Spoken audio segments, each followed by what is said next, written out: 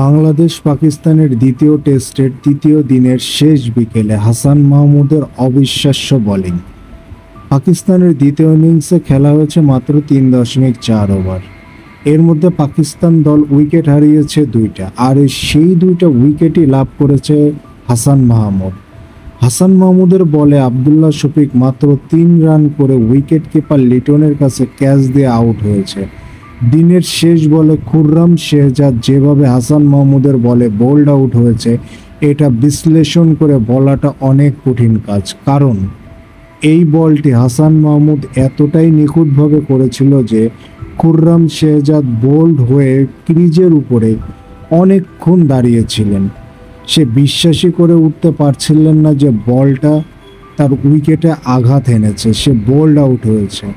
বন্ধুরা, তাহলে আপনারা বুঝতেই পারছেন যে বলটি কতটা নিখুঁতভাবে ডেলিভারি দিয়েছিল হাসান মাহমুদ। আর মাত্র 8টি উইকেট বাংলাদেশকে নিতে হবে পাকিস্তান দলের। দিন শেষে বিকেলে পাকিস্তান দল 2টি উইকেট হারিয়ে অনেকটাই খেলা থেকে ছিটকে গিয়েছে বলা যায়। পাকিস্তান দল পরাজয়ের দ্বার প্রান্তে পৌঁছে গেছে।